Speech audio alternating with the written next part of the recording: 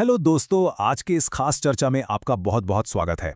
आज हम उस कमाल के life saving science of physics की गहराई में उतरने वाले हैं जो असल में हमें जानलेवा इलेक्ट्रिक शॉक से बचाता है। हम अक्सर मान लेते हैं कि हमारे घर के मेन पैनल में लगा वो एक स्विच हमें हमेशा सुरक्षित रखेगा, है ना? लेकिन क्या ये पूरी सच्चाई है? तो चलिए आज इस विज्ञान के पीछे के सारे पर्दों को हटाते हैं। अब जरा इस बेहद अहम सवाल पर गौर कीजिए। क्या आपका स्टैंडर्ड सर्किट ब्रेकर आपको एक जानलेवा इलेक्ट्रिक शॉक से बचा सकता है? इसका बहुत ही सीधा, साफ और सच कहूं तो होश उड़ा देने वाला जवाब है बिल्कुल नहीं। जी हां, स्टैंडर्ड ब्रेकर सिर्फ और सिर्फ आपकी केबल्स को ज्यादा गर्म होने और आग लगने से बचाने के लिए बने हैं। इंसानों को करंट से बचाना उनका काम ही नहीं है। ये एक बहुत बड़ा मिथक है जिसे आज हम पूरी तरह से तोड़ने वाले हैं। तो चलिए फटाक से देखते हैं कि आज हम क्या क्या कवर करने वाले हैं। सबसे पहले हम सर्किट ब्रेकर वाले उस मिथक की असलियत जानेंगे। फिर हम आपके असली रक्षक यानी आरसीडी से मिलेंगे। इसके बाद हम इसके अंदर के मैग्नेटिक मैजिक को डिकोड करेंगे और ये समझेंगे कि आखिर पुराने आरसीडी आज क्यों फेल हो रहे हैं। और लास्ट में हम इन सेफ्टी डिवाइसेस को सही तरीके से टेस्ट करना सीखेंगे। तो शुरुआत करते हैं हमारे पहले पॉइंट से, सर्किट ब्रेकर का मिथक। ये वो सबसे बड़ी गलतफहमी है जो रोज न जाने कितनों की जान जोखिम में डालती है। देखिए, इन दोनों डिवाइसेस में जमीन आसमान का फर्क है। स्टैंडर्ड ब्रेकर केवल तब ट्रिप होता है जब बहुत भारी करंट का स्पाइक आता है, जैसे शॉर्ट सर्किट के टाइम पर जब सैकड़ों एम्प्स करंट बह रहा हो। अब प्रॉब्लम यह है कि हम इंसानों के शरीर का रेजिस्टेंस काफ़ी ज़्यादा होता है।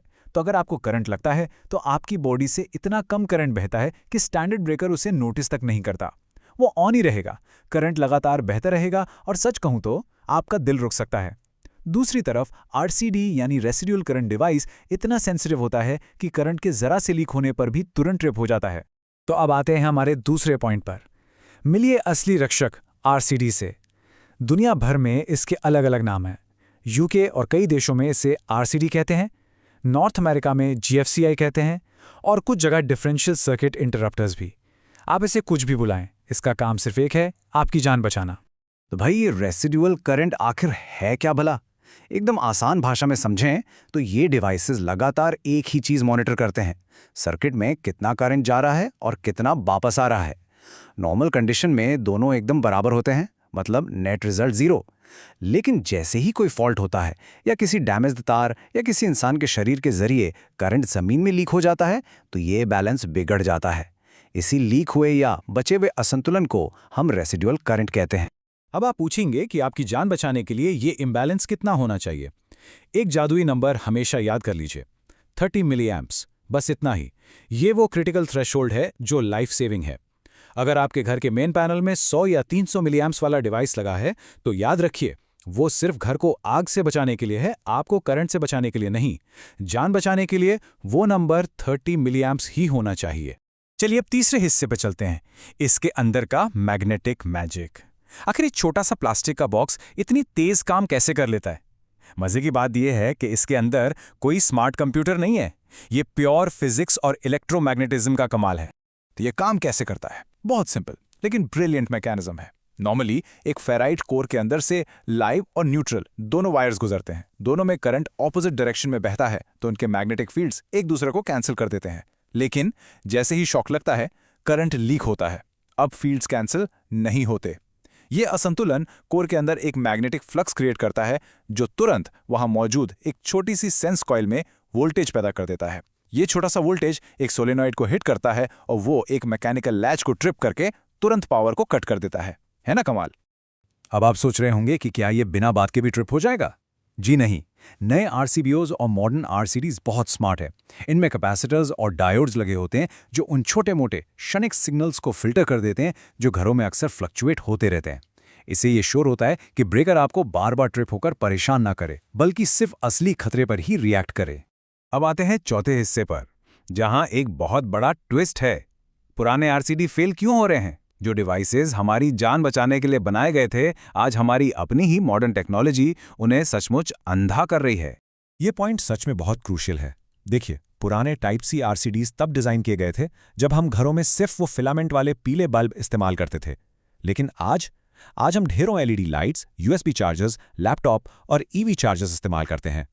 ये सारे मॉडर्न गैजेट्स थोड़ा सा स्मूथ डीसी करंट लीक कर सकते हैं और ये डीसी करंट आरसीडी के मैग्नेटिक कोर में लगातार एक मैग्नेटिक फील्ड बना देता है, जिससे वो कोर सैचुरेट या आसान भाषा में कहें तो पूरी तरह जाम हो जाता है।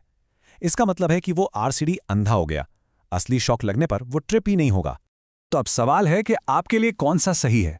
चार्ट पर नजर डालिए। टाइप एसी सिर्फ साधारण एसी करंट के लिए है, जो आज के टाइम में बिल्कुल आउटडेटेड है। आज हमें कम से कम टाइप ए तो चाहिए ही, जो एलईडीज और यूएसबीज के पल्स्ड डीसी को हैंडल कर सके। मॉडर्न वॉशिंग मशीन के लिए टाइप एफ आता है और ईवी चार्जर्स या इंडस्ट्रीज के लिए टाइप बी, जो स्मूथ डीसी को भी आसानी से संभाल लेता है। अगर आप अपने आरसीडी का टेस्ट बटन दबाते हैं और वो ट्रिप नहीं होता, तो समझ जाइए बहुत मुमकिन है कि आपके गैजेट्स ने उस बेचारे आरसीडी को जाम कर दिया है। चलिए अपने आखिरी और 5वें पॉइंट पर चलते हैं, अपने सेफ्टी डिवाइस को टेस्ट करना। आरसीडी पर जो छोटा सा टी बटन होता है, उसे दबाना अच्छी आदत है, लेकिन वो पूरी कहानी नहीं बताता।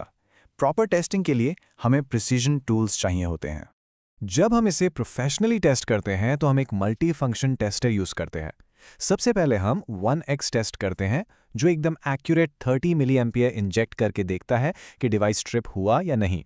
फिर होता है 5x टेस्ट, यानी 150 मिली एम्पियर, ये देखने के लिए कि हाई डेंजर में डिवाइस कितनी तेजी से रिएक्ट करता है। फिर आता है 0.5x टेस्ट, मतलब 15 मिली एम्पियर। ध्यान देने वाली बात यह है कि 15 मिली एम्पियर पर डिवाइस को ट्रिप नहीं होना चाहिए। और सबसे मजेदार है रैंप टेस्ट, जो करंट को धीरे धीरे बढ़ाता है। हमने जब टेस्ट किया तो 30 एम्पियर का ब्रेकर एकदम सटीक 21 एम्पियर पर ट्रिप हो गया, जो कि सेफ्टी के हिसाब से एकदम परफेक्ट है। और पता ये कितना फास्ट है? यूके के स्टैंडर्ड्स के हिसाब से डिवाइस को 300 मिलीसेकंड के अंदर ट्रिप होना होता है, लेकिन जब हमने इसे ऑसिलोस्कोप पर टेस्ट किया, ये भाई साहब सिर्फ 31.1 मिलीसेकंड में ट्रिप हो गए। लिटरली आपकी पलक झपकने से भी बहुत बहुत ज्यादा तेज। मतलब इससे पहले कि वो करंट आपके दिल को कोई सीरियस डैमेज करे, ये डिवाइस पावर ही कट कर देता है। लेकिन एक बहुत ही कड़वी सच्चाई है जो आपको हमेशा याद रखनी है। एक आरसीडी आपको शॉक लगने से रोकता नहीं है। झटका तो आपको लगेगा, ये सिर्फ उस झटके की टाइमिंग को कम करता है। और हाँ, एक बात और, अगर आपने गलती से लाइव और न्यूट्रल दोनों वायर्स को एक साथ पकड़ लिया तो आरसीडी आपकी जान नहीं बचाएगा, बिल्कुल नहीं, क्योंकि तब करंट आपकी बॉडी से होकर वापस सर्किट में चला जाएगा। कोई लीक या इम्बैलेंस बनेगा ही नहीं। आरसीडी को लगेगा कि आप बस घर का कोई एक और नॉर्मल अप्लायंस है जो बिजली ले रहा है।